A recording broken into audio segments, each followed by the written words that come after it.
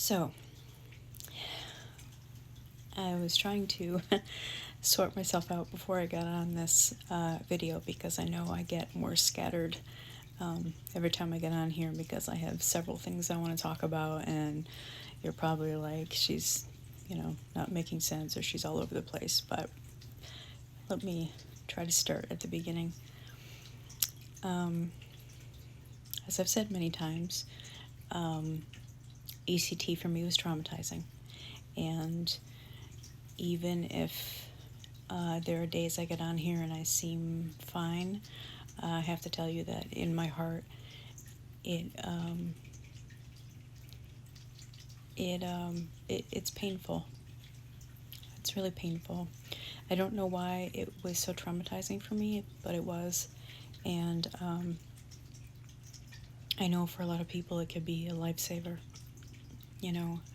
Why I seem to react that way, I don't know. But today I had a conversation with my friend who had been driving me there and picking me up. And she was talking about my new apartment and how she'd seen it several times, and I had no memory of that. And she reminded me that she had been walking me into my apartment after my treatments because I was somewhat unstable. And I got super emotional about it. And why did I get emotional? I got emotional because I couldn't remember. I got emotional because someone was caring for me. Showing love and care for me. I was emotional because I went and had a treatment that was not minor, and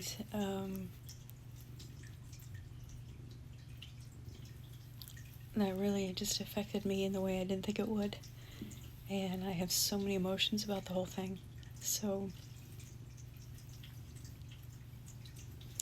then I had a conversation today with another friend about why it is I'm so sad. And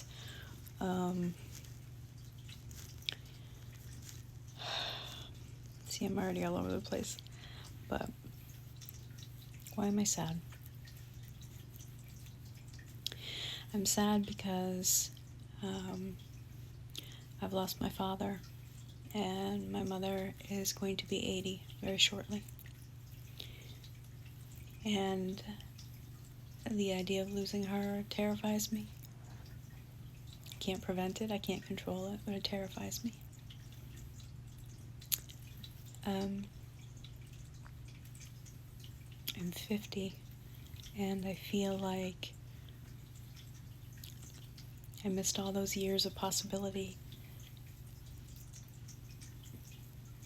The possibility of falling in love, of having kids, of buying a house, of writing the book, or having the career I wanted, or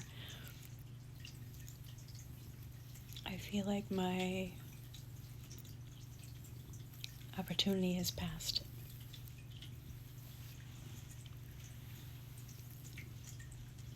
I'm sad because here I am,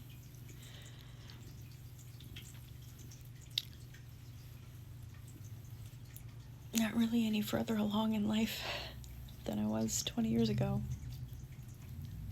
Just older.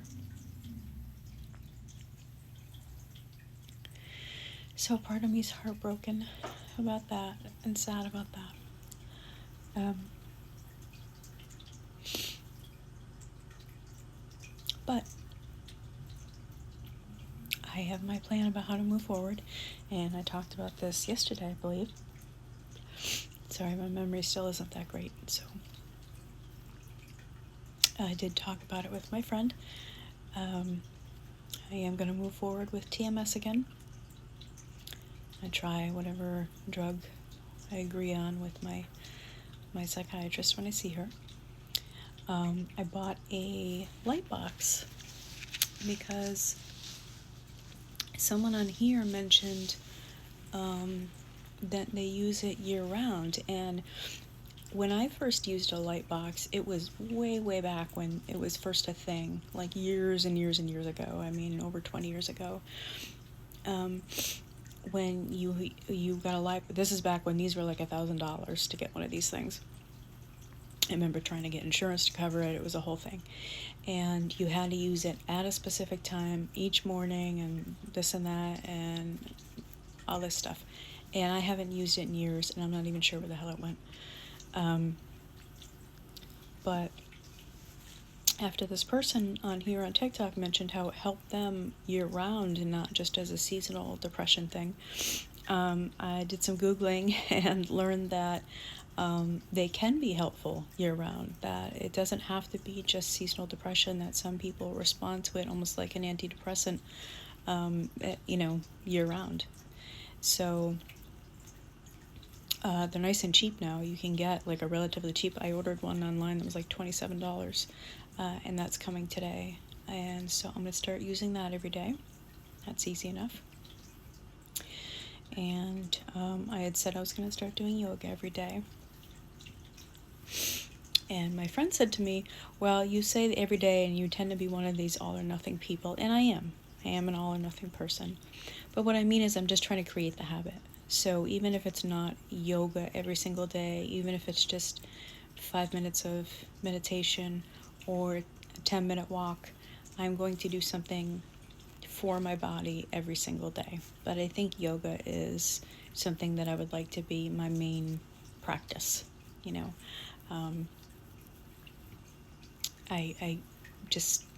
it just feels right. It feels like the right thing for me.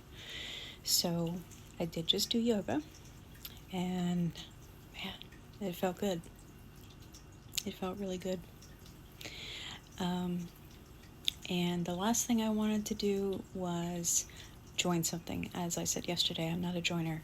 But I am going to decide on something that is not reliant on someone else showing up or not showing up.